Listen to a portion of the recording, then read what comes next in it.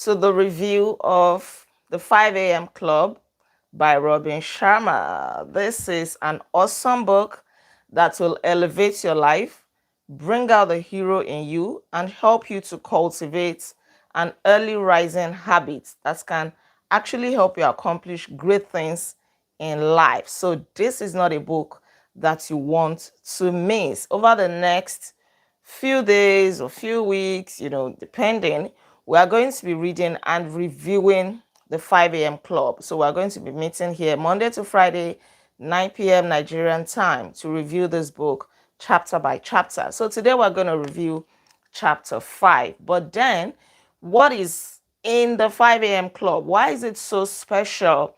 This is a book that can help you discover how great geniuses, business titans, and the world's wisest people start their mornings to produce astonishing achievements.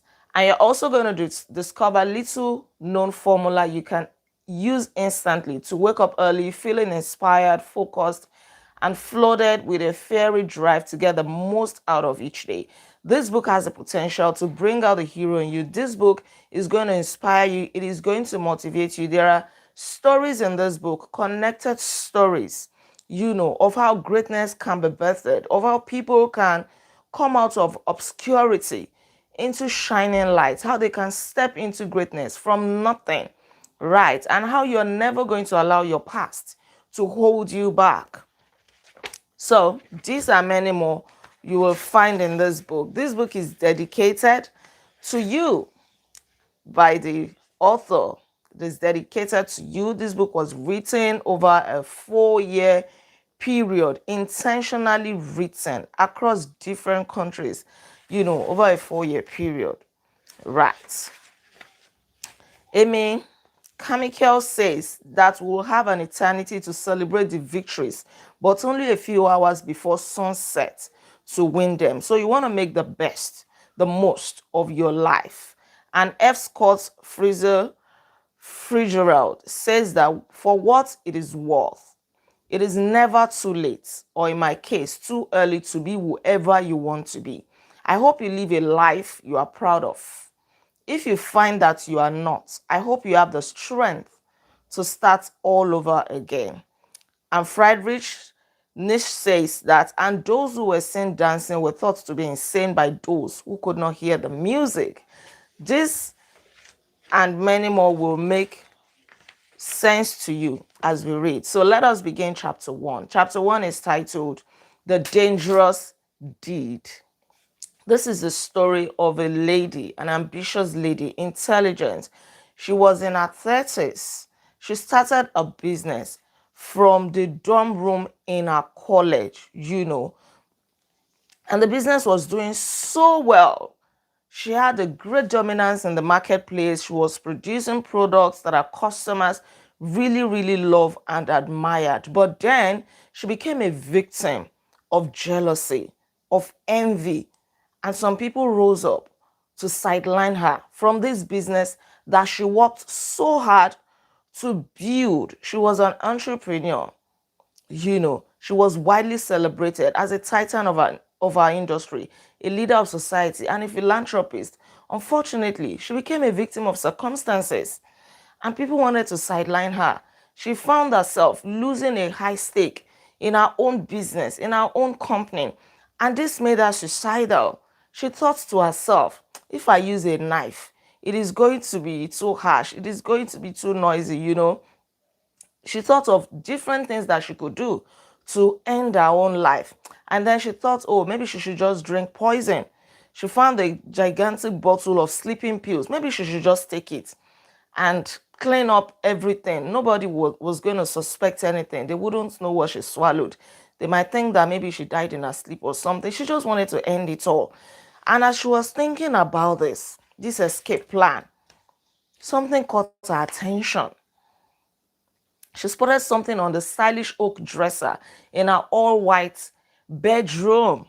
It was a ticket to a personal optimization conference that her mother had given her. She was one of those who thought that People who attended conferences and seminars did not know what they were doing. They were losers. They were people who did not even know their bearing in life. She would call them broken winged, right? Saying that they were seeking the answers of a pseudo guru, somebody that does not even know what he or she is doing. How would you go and be listening to such a person, all in the name of conference or seminar? You know, that all people needed was to live a prolific and successful life that was already within them. But then this ticket just caught her attention in a very special way. And she said maybe it was time for her to rethink her opinion.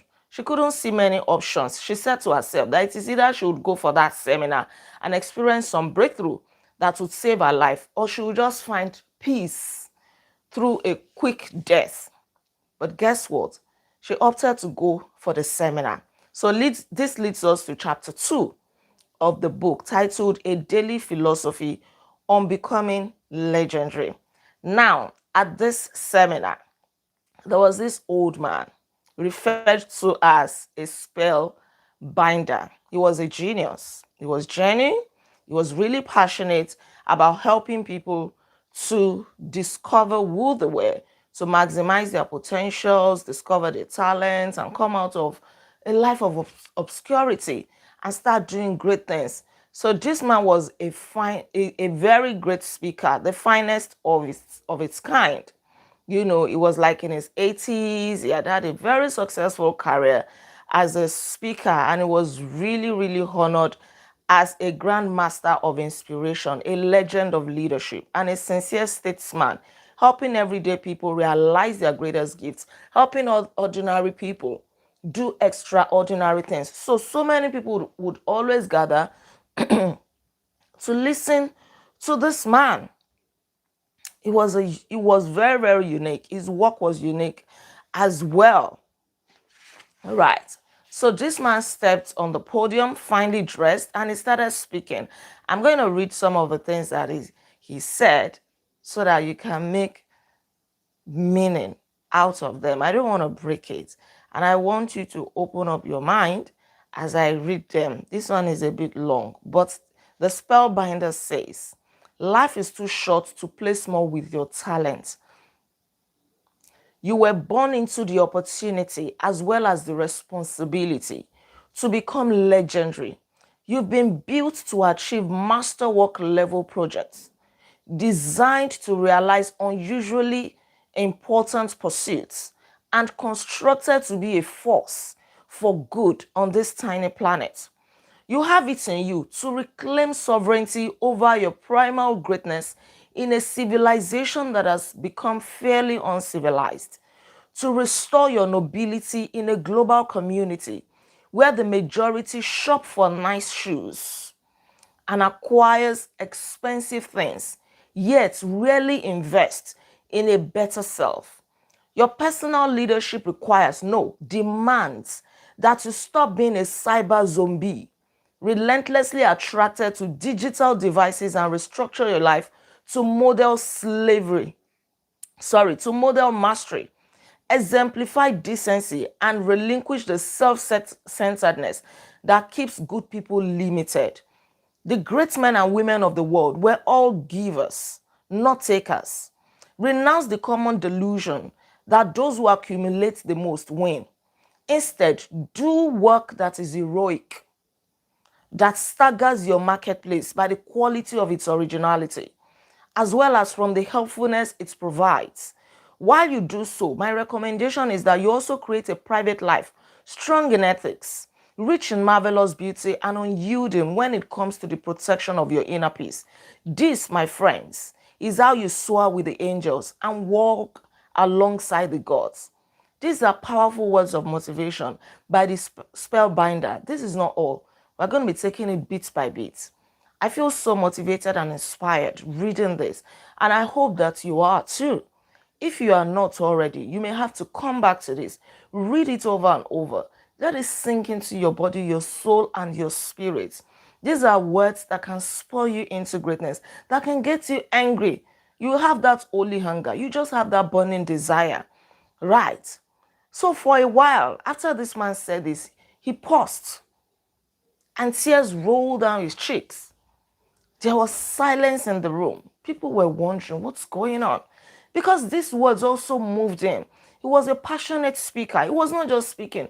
He was not just coming to say what he had crammed. No, he was speaking from the depth of his heart. And he sincerely wished that people would get out of obscurity, that they would maximize their potential. After a while, he wiped up his tears. And he said, limitation is nothing more than a mentality that too many good people practice daily until they believe it is reality. You conjure up different excuses in your head on why you cannot do something, why you cannot achieve it. You use excuses of the economy, what is going on in your country, how you are born poor, how your past was terrible, how your parents could not afford to send you to school. Those may be valid, but they will limit you because now you have thought and thought about them. They have become your reality. And good for you, you have people, or bad for you, maybe. You have people who are validating that for you.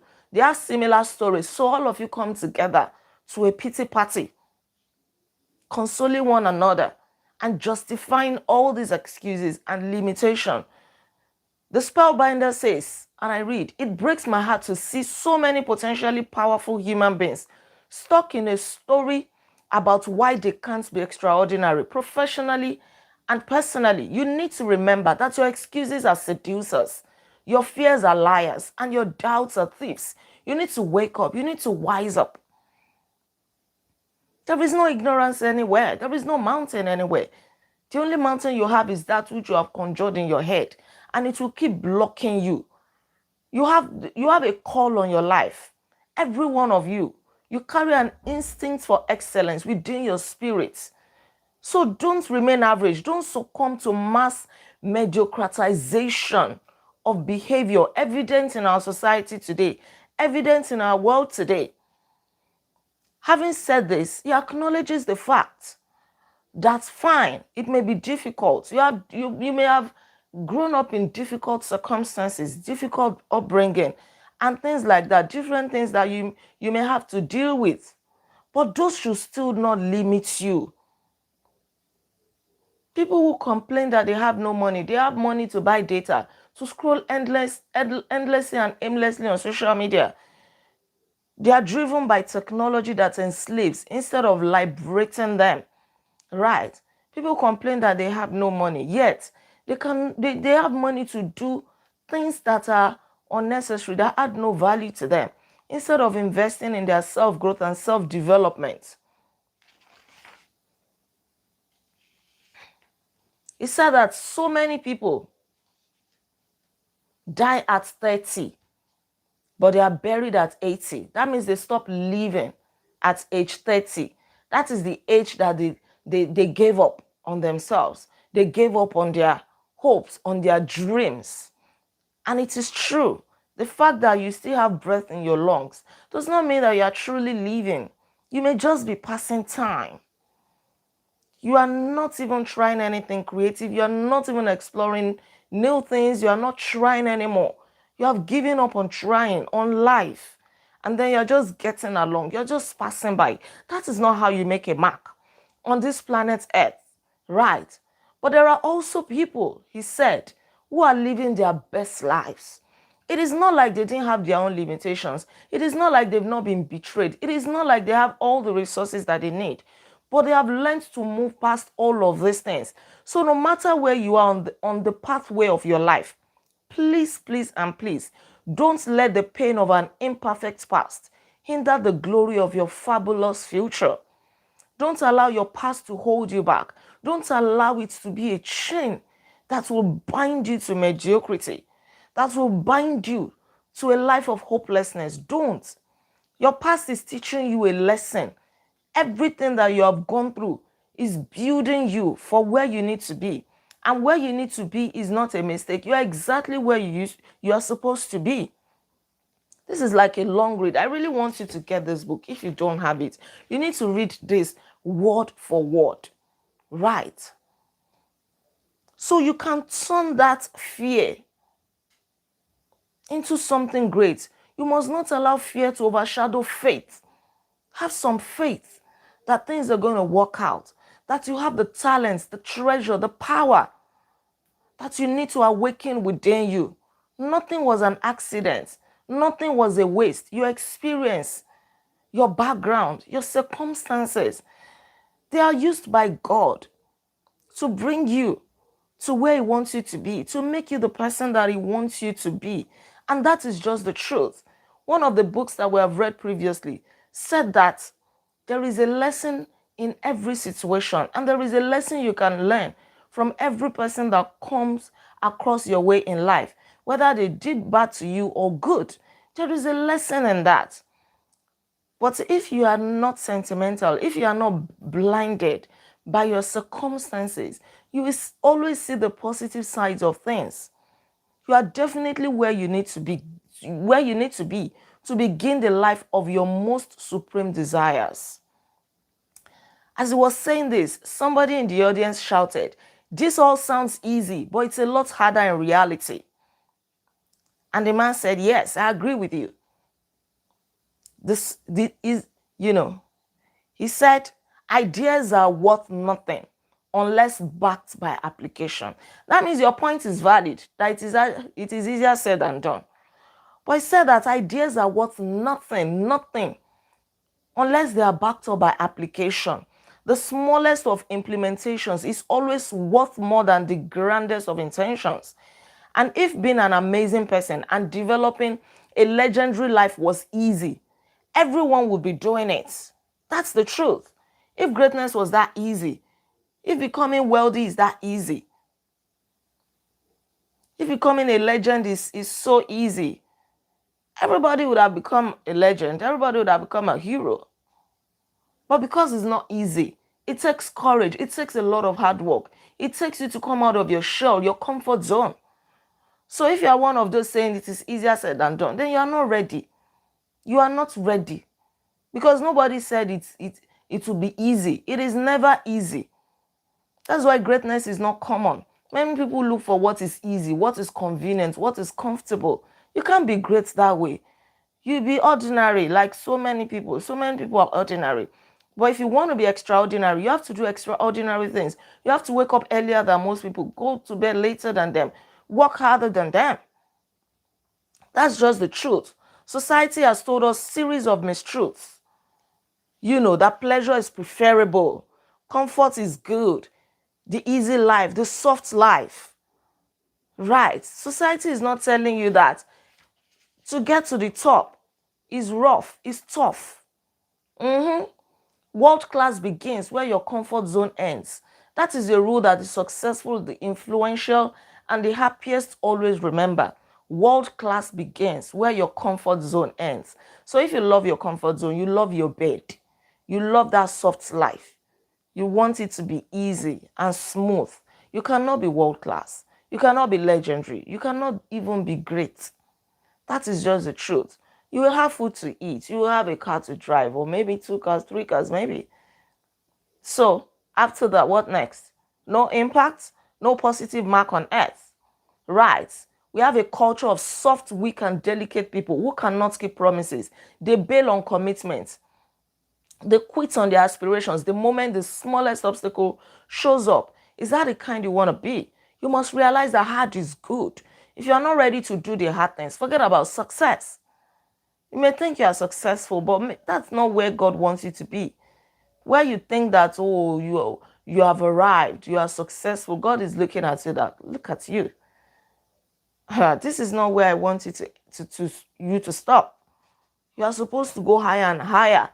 Take a look at different people in the world, both living and dead, who did great things. Was it easy? Is it Charles Darwin? Is it Michelangelo? Name them. Is it Stephen King? He even gave up his manuscript. Thank God for his wife. Is it Vincent van Gogh? He created 900 paintings, 900, and over 1,000 drawings in his lifetime. His celebrity started after his death. He made a mark. He wasn't doing it for popularity. His drive was not inspired or fueled by ego or applause or validation. No, but by a wiser instinct that enticed him to see just how much of his creative power he could unlock. I pray that we will live to enjoy our greatness. We will see our greatness and our celebration right before our very eyes by God's grace. Yes, keep doing what you're doing. So many people want applause. They want validation. They want the likes, the engagement. They want that celebrity status. They want to trend. They want to go viral. If none of this is happening, they think that they are not on the right path. It is a lie. Just be sure that you are in your God-given purpose. You are doing what God wants you to do. You are doing what is going to impact humanity positively. You must realize that the place where your greatest discomfort lies is also the spot where your largest opportunity lives. The beliefs that disturb you, the feelings that threaten you, the projects that unnerve you, and the unfoldment of your talents, that the insecure part of you is resting are precisely where you need to go to. When it feels uneasy, when it feels so hard, that is where your greatness is. Greatness is not in the easy things. People wake up by 10 a.m., by 9 p.m., they're already in bed. What did they even do with those hours? Not like they did anything meaningful. Yet they want to wake up one day and expect to be great. That is magic. And magic don't really happen like that. Right. Walking into the very things that scare you is how you reclaim your forgotten power, how you get back the innocence and awe that you lost after childhood. That is the reward you can give to yourself for your past, the unpleasant past that you had to go through, the people who betrayed you, the people who said you would amount to nothing. That is what you can do for yourself, for your generations yet unborn. Live a life that you're going to be proud of. Or are you planning to come back to this world? There's nothing like that. It is appointed unto man to die once. After death is judgment. There's nothing like coming back. So this one life that you have to live, are you going to live it? Are you going to be proud of it? Are your children going to be proud of your life when you're no longer here? Your children's children, people that don't know you. This man encouraged the audience. He inspired them. He motivated them. He spoke from his heart, from a place of deep concern for the people. And he really wished that they would see what he was saying. These are not mere words. These are words that will propel you to live the kind of life that God wants you to live, the kind of life that you yourself desire. This man said all of this, and after saying this, he started to cough. He started coughing mildly at first. Then it became very, very bad. Before people knew it, he fell to the ground. In fact, the way he hit his head on the ground, blood started coming out. And then he closed his eye. So he was not really certain whether he was dead or still alive. But the situation became critical. People were worried. He lay there on the floor. His glasses sat next to him. The handkerchief was still in his hand. His once sparkling eyes remained closed. The story is just unfolding. Tomorrow we're going to continue. We're going to continue from chapter 3 that says an unexpected encounter with a surprising stranger. Don't forget that we started from chapter 1 with the story of the lady in her 30s who was sidelined from her own business. And then she attended this seminar where the spellbinder was a speaker. So we're going to continue tomorrow. You really don't want to miss any parts of this. All right. This is where we'll stop for today. Don't forget to like this video, share your comments with me, and please subscribe to this channel in case you are yet to subscribe. I remain Olaide Agbaje, also known as First Lady, and on this channel, I inspire you to live intentionally. We'll come together again tomorrow at 9 p.m. Nigerian time on YouTube, and then we'll also be meeting on TikTok, where you get the opportunity to also lead a review, to share your thoughts, right, and to rub minds with other members of the Intentional Readers Club. Thank you very much for joining me on this review. It is a good start to this book already, The 5 a.m. Club by Robin Sharma. We'll continue tomorrow by God's grace. Until then, be intentional. Bye-bye. You're welcome. You're welcome.